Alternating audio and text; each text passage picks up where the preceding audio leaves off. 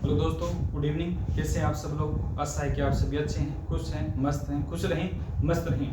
हम मनोविज्ञान के बारे में चर्चा कर रहे हैं और मनोविज्ञान में हमने क्या है बुद्धि तक कंप्लीट किया था। कल हमने क्या संवेगात्मक बुद्धि है उस टॉपिक को स्टार्ट किया था, यानी संवेग क्या होते हैं और संवेगात्मक बुद्धि क्या होती है, इसके बारे में हमने कल क्या चर्चा की थी। तो एक बार थोड़ा सा देख लेते हैं, फिर इससे आगे बढ़ते हैं। आज ये जो टॉपिक है कंप्लीट हो जाएगा। तो संवेगात्मक बुद्धि की अगर हम बात करते हैं, संवेग शब्द की उत्पत्ति हमारे इंग्लिश शब्द इमोशन से हुई, जिसका अगर हम बात करते हैं तो ये हमारे लैटिन भाषा इमोवेट से बना है। इमोशन शब्द किससे बना है, संवेग किससे बना है? एक लैटिन शब्द है जिसे इमोवियर कहा जाता है, उससे क्या है इसकी उत्पत्ति हुई है। तो हमारा संवेग जो है यहाँ इमोवियर से निकलकर आता है। संवेग क्या होते हैं? कोई भी जो व्यक्ति है वो सामान्य सी अवस्था में बैठा है, स्थिर अवस्था में बैठा है, उसमें किसी भी प्रकार की उत्तेजना आ जाती है, उसे ही संवेग कहा जाता है। और इस आधार पर अगर हम उसका मापन करते हैं तो इसे संवेगात्मक बुद्धि कहा जाता है, EQ के नाम से हम जानते हैं। तो संवेग क्या होते हैं? तुरंत प्रभाव से किसी भी व्यक्ति में कोई उत्तेजना जब आ जाती है तो इसे संवेग कहा जाता है। संवेग दो प्रकार के होते हैं, एक तो सुखद संवेग होता है और दूसरा कौन सा? दुखद संवेग होता है। सुखद संवेग उसे कहा जाता है जब कोई व्यक्ति बैठा है, उसे किसी का फोन आता है, किसी की खुशी का कोई माहौल क्रिएट हो जाता है तो वह क्या हंसने कूदने लगता है, उछलने लगता है वहीं बैठे, और उसमें क्या एक पॉजिटिविटी आ जाती है, एकाग्रता उसकी बढ़ जाती है, इसे सुखद संवेग कहा जाता है। दूसरा दुखद संवेग है, कोई व्यक्ति बैठा है, उसमें किसी भी प्रकार की सूचना मिलती है, दुखद घटना से संबंधित कोई सूचना मिलती है कि तेरा एग्जाम हुआ, तेरा रिजल्ट आ गया, तू फेल हो गया, तो वो क्या है उसमें कौन सा संवेग होगा? दुखद संवेग उत्पन्न हो जाता है। तो संवेग दो प्रकार के होते हैं। संवेग जो इसके बाद अगर हम बात करते हैं, जन्मजात होते हैं, अर्जित होते हैं। तो संवेग हमें जन्म के साथ लेकर आते हैं। संवेग हमारे क्या होते हैं? जन्मजात होते हैं। जब एक शिशु का जन्म होता है तो उसके अंदर संवेग पाया जाता है, लेकिन जैसे ही इस ब्रह्मांड और सृष्टि में आते हैं तो संवेगों की संख्या वो क्या है? बढ़ जाती है। वाटसन ने कहा था कि जब नवजात शिशु उसका जब जन्म होता है तो उसमें तीन प्रकार के जो संवेग है वो पाए जाते हैं। भय है, क्रोध है, और अगर बात करते हैं तो माँ के प्रति उसकी ममता है, यानी स्नेह की जो भावना है पाई जाती है। और अगर हम बात करते हैं, ब्रजेश नाम के एक मनोवैज्ञानिक थे, उन्होंने कहा था कि जब नवजात शिशु का जन्म होता है तो उसमें केवल और केवल क्या एक ही संवेग पाया जाता है, लेकिन जैसे ही वो 2 वर्ष की आयु पूर्ण कर लेता है तो उसमें सभी प्रकार के संवेग क्या है पूर्ण हो जाते हैं, सारे संवेग एक्टिव हो जाते हैं। संवेगों की अगर हम बात करते हैं, यह एक्टिव यानी कार्यशील तो तुरंत हो जाते हैं, लेकिन इनको शांत होने में टाइम लगता है। जैसे मेरे को गुस्सा आता है तो मैं क्रोध तो एक तरफ हो जाऊंगा, लेकिन क्या शांति धीरे धीरे आती है, उसमें टाइम लगता है। तो ये अगर हम बात करते हैं कि किस प्रकार की कल्पना है, ये संवेग जो होते हैं ये क्या है हमें जन्मजात मिलते हैं। और इसके साथ क्या कुछ संवेगों की अगर बात करते हैं तो ये समय और परिस्थिति के साथ क्या है बढ़ते जाते हैं, समय और परिस्थिति के साथ के बढ़ते जाते हैं। इसके बाद हमने देखा था कि जैसे जैसे संवेग तीव्र हो जाते हैं तो हमारा IQ यानी बुद्धि जो लेवल है वो कम हो जाता है। जैसे ही EQ बढ़ते हैं वैसे ही IQ कम हो जाता है, यानी हमारी जो बुद्धि है उसमें कमी आ जाती है। क्यों? संवेग है, किसी प्रकार हम बैठे थे, हम पढ़ रहे थे और हमारा दिमाग पूरी तरह से उस पढ़ाई में क्या एकाग्र था, लेकिन जैसे ही किसी प्रकार का सुखद या दुखद संवेग आता है तो हम क्या है उसकी तरफ एकाग्र हो जाते हैं, तो हमारी बुद्धि काम करना बंद कर देती है। जैसे कोई उदाहरण लेते हैं कि हम बैठे थे, क्वेश्चन लिख रहे थे, किसी हमारे चाहने वाले निजी अजीज मित्र का फोन आ गया तो हमारी क्या है पहले धड़कनें तेज हो जाएंगी, हमें किसी प्रकार की एक्टिविटी हो जाएगी, ये क्या बोलेगा, ये अब क्या बोलेगा, तो उसमें क्या है हमारा दिमाग काम करना बंद हो गया, क्योंकि सारा ध्यान उस फोन की तरफ चला जाता है। तो ये क्या है संवेग जब होते हैं, तीव्र जब होते हैं तो बुद्धि क्या है कम बढ़ हो जाती है, बुद्धि का काम करना कम हो जाता है। तो संवेग की अगर बात करते हैं, उत्तेजित तो ये एकदम हो जाते हैं लेकिन शांत करने में टाइम लगता है। संवेगों का दमन नहीं करना चाहिए बल्कि इनका शोधन या परिसीमन करना चाहिए। अब हम उसके बाद देखते हैं कि संवेगात्मक जो बुद्धि है इसका इतिहास कहां से स्टार्ट होता है। तो संवेगात्मक बुद्धि शब्द का सर्वप्रथम प्रयोग 2 अमेरिकी प्रोफेसर थे, 2 अमेरिकी क्या है प्रोफेसर थे। अगर हम बात करते हैं डॉक्टर जॉन मेयर व पीटर सलोवे, संवेगात्मक बुद्धि शब्द का सर्वप्रथम प्रयोग 2 अमेरिकी प्रोफेसर डॉक्टर जॉन मेयर व पीटर सलोवे के द्वारा 1919 में किया गया था। 1990 में 2 अमेरिकी प्रोफेसर थे, एक का नाम डॉक्टर जॉन मेयर था, दूसरे का नाम क्या पीटर सलोवे था। उनके द्वारा हमारा संवेगात्मक बुद्धि है सर्वप्रथम इसका प्रयोग किया गया था, इस शब्द का सर्वप्रथम प्रयोग लेकर वो आए थे। लेकिन अगर हम बात करते हैं कि वर्तमान समय में जब जिस संवेगात्मक बुद्धि को जानते हैं उसको सक्रिय बनाने के लिए, उसको विकसित करने के लिए 1995 में डेनियल गोलमैन डेनियल गोलमैन ने इसे क्या है प्रसिद्ध बनाया था। अगर पूछा जाता है कि स्वैगात्मक बुद्धि किस मनोवैज्ञानिक के कारण क्या है प्रसिद्धता प्राप्त की, स्वैगात्मक बुद्धि ने किस मनोवैज्ञानिक के कारण क्या है अगर हम बात करते हैं प्रतिष्ठा प्राप्त की, तो अपने आते हैं डेनियल गोलमैन है। डेनियल गोलमैन ने 1995 में संवेगात्मक बुद्धि के बारे में अधिक अपनी पुस्तक एक प्रकाशित की थी जिसका नाम था संवेगात्मक बुद्धि बुद्धि लब्धि से अधिक महत्वपूर्ण क्यों। इन्होंने बताया था कि हमारी जो संवेगात्मक बुद्धि है इससे बुद्धि से ज्यादा इसे एक्टिव क्यों माना जाता है, बुद्धि से ज्यादा अच्छा क्यों माना जाता है। तो 1995 में डॉक्टर डेनियल गोलमैन के द्वारा अपनी पुस्तक बुद्धि से अधिक महत्वपूर्ण क्यों, यानी संवेगात्मक जो बुद्धि है वो हमारी बुद्धि लब्धि से अधिक ज्यादा प्रिय क्यों है, इस पुस्तक लिखी थी 1995 में इनके द्वारा पुस्तक लिखी गई थी। और इसमें इन्होंने बताया था कि संवेगात्मक जो बुद्धि है वो बुद्धि लब्धि से यानी IQ से क्या अधिक महत्वपूर्ण क्यों, वहीं से क्या हमारी संवेगात्मक बुद्धि को एक विशेष पहचान मिली, एक विशेषता प्रदान की गई है। ठीक है, इसके बाद में क्या है उन्होंने बताया था कि संवेगात्मक बुद्धि से तात्पर्य क्या है, यानी संवेगात्मक बुद्धि कहा किसे जाता है। जब संवेगात्मक बुद्धि से तात्पर्य दूसरों की भावनाओं विचारों, उनके मन के विचार है भावनाएं हैं, उनके अंदर क्या चल रहा है, उनके दिमाग में मन में मस्तिष्क में कौन सी बातें चल रही है उसको जानना समझना व उचित प्रबंधन करना ही क्या कहलाता है संवेगात्मक बुद्धि कहलाता है।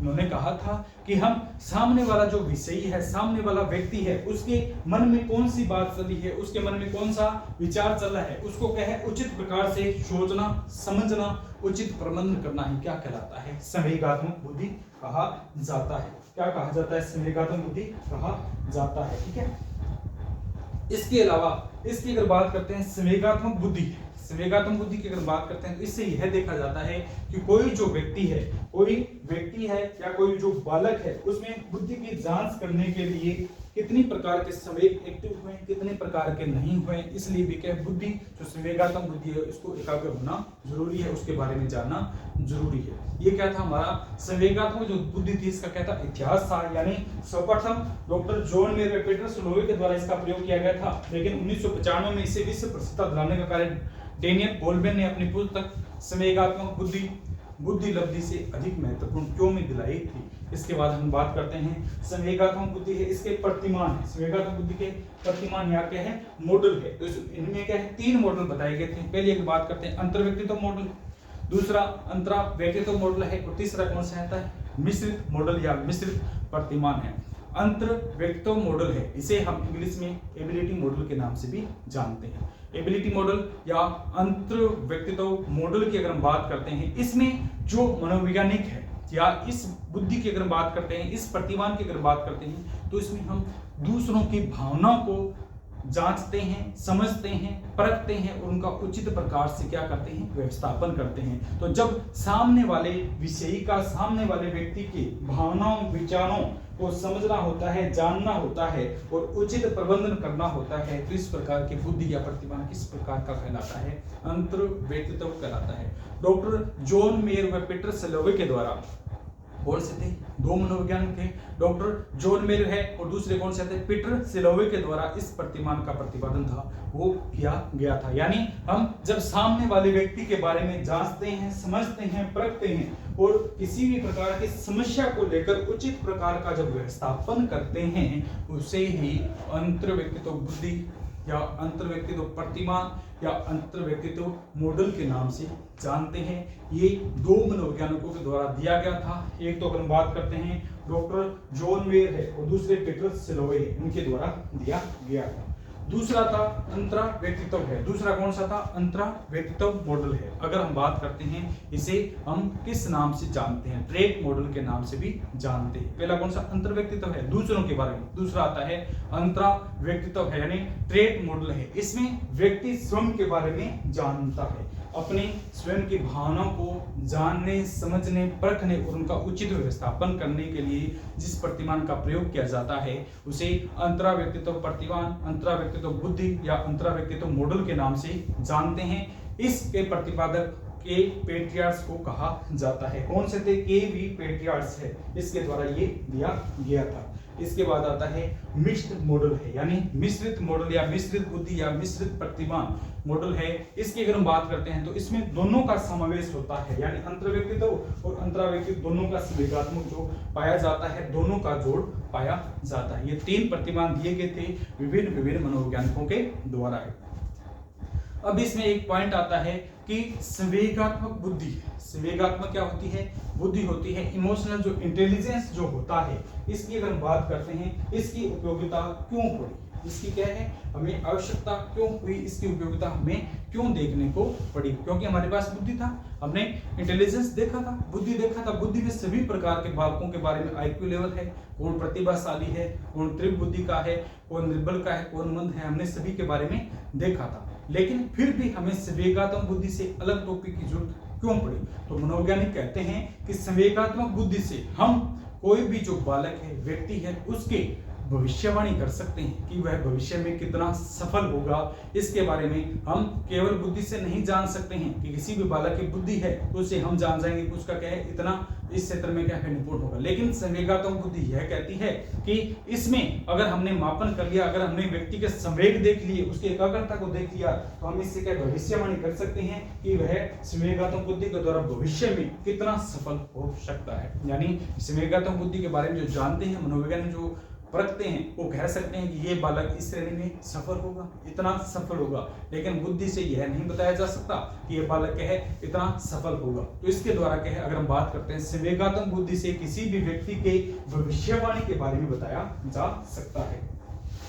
दूसरा, कोई भी व्यक्ति है उसको जीवन में सुख में शांतिपूर्ण कितना उसको सुख मिलता है, शांति मिलती है, वो किससे मिलती है? संवेगात्मक बुद्धि से मिलता है। यदि किसी भी बालक या व्यक्ति को जीवन में सुख में शांतिपूर्ण रहना है, सुख या शांति से रहना है, तो हमें क्या संवेगात्मक बुद्धि की जरूरत होती है। क्योंकि अगर हमारे संवेगों के ऊपर हमारा कंट्रोल नहीं है तो हम क्या किसी भी माहौल हो, किसी भी प्रकार का हो, हम सामंजस्य नहीं कर सकते हैं, खुश नहीं रह सकते हैं। तो संवेगात्मक बुद्धि क्या कहती है कि हमें शांति और खुशी से अगर रहना है तो हमें संवेगात्मक बुद्धि की जरूरत होगी। क्योंकि प्रत्येक व्यक्ति के अंदर संवेग होते हैं, किसी में दुख का है, किसी में सुख का है, किसी में घृणा का है, सभी में अलग अलग प्रकार के संवेग है वो एक्टिव होते हैं। सभी होते हैं, मिश्रित रूप होता है, लेकिन ज्यादातर कईयों में पढ़ाई का होता है, गुस्से का होता है, दया भावना का होता है, घृणा का होता है, वो अलग अलग कैटेगरी होती है।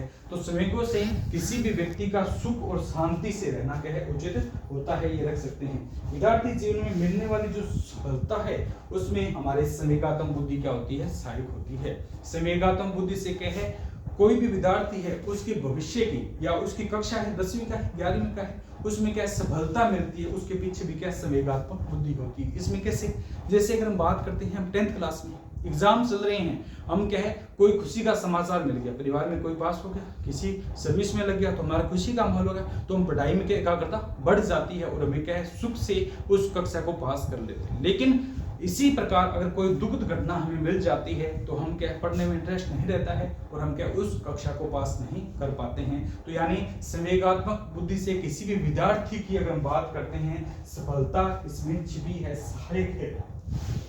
इसके बाद अगर हम बात करते हैं कामकाज की दुनिया में निपुणता में भी बुद्धि, संवेगात्मक बुद्धि कार्य करती है। जैसे हम कोई कार्य करें उसमें निपुण हो रहे, अगर हमें घर से सफल, अगर हम बात करते हैं, 2 प्रकार के होते हैं, एक तो क्या है सारी, एक तो पॉजिटिव होती है, एक नेगेटिव होती है, ठीक है। अगर हमें पॉजिटिव खबर मिलती है घर से तो हम क्या अपने कार्य में और करेंगे, नहीं तुम कार्य कर, घर वाले कहते हैं तू कार्य कर, तू तेरा अपना कार्य कर, तो पॉजिटिव सहयोग मिल रहा है हमें, ठीक है। इसी प्रकार अगर सुगत संवेग मिल रहा है तो कि कार्य कर, ठीक है, तो व्यक्ति को क्या निपुण हो जाता है। इसी प्रकार अगर किसी प्रकार से दुखद संवेग मिलता है, दुखद घर वाले कहते नहीं ये काम नहीं करना, तो अपनी मनमर्जी से कर रहा है, तो उसमें क्या हमारा इंटरेस्ट नहीं रहता है। तो सुगत संवेग की अगर बात करते हैं, यानी संवेगात्मक बुद्धि से बात करते हैं, तो इसमें जो कार्य करने वाला कामकाज है उसमें निपुणता आती है।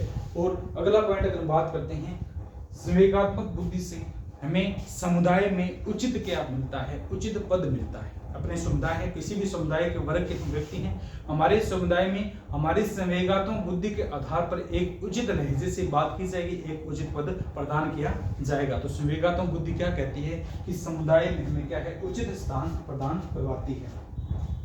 इसके बाद अगर हम बात करते हैं, संवेगात्मक बुद्धि से हमारे संबंधों में घनिष्ठता आती है। हमारी मित्र मंडली है, परिवार है, पड़ोस है, वातावरण है, उसके साथ क्या इनमें संवेगात्मक बुद्धि से क्या आती है, घनिष्ठता आती है। क्योंकि संवेग होते हैं प्रेम का, स्नेह का, घृणा का, द्वेष का, खुशी का, ये संवेग जो एक्टिव होंगे उसी प्रकार से क्या है हमारी बुद्धि होगी, उसी के अनुरूप क्या है हमारे शब्दों में घनिष्ठता आती है। ठीक है, और किसी भी प्रकार के जीवन में क्या है वांछित सफलता प्राप्त होती है, उस वांछित सफलता के पीछे भी क्या होता है संवेगात्मक बुद्धि है। जिससे हम कोई कार्य करते हैं तो उसमें क्या है हमने आशा नहीं की थी कि हम इसमें निपुण होंगे, हम इसमें सक्षम होंगे, लेकिन परिस्थिति के अनुसार क्या है उसमें थोड़े समय बाद हम उसमें सफल हो जाते हैं, निश्चित हो जाते हैं। तो उसमें क्या है हमें संवेगात्मक बुद्धि को धन्यवाद देना चाहिए, क्योंकि उसने वांछित सफलता के पीछे उसका क्या है एक बहुत बड़ा सक्रिय योगदान रहता है। तो ये क्या है संवेगात्मक बुद्धि की हमें जरूरत क्यों पड़ती है इसके बारे में था।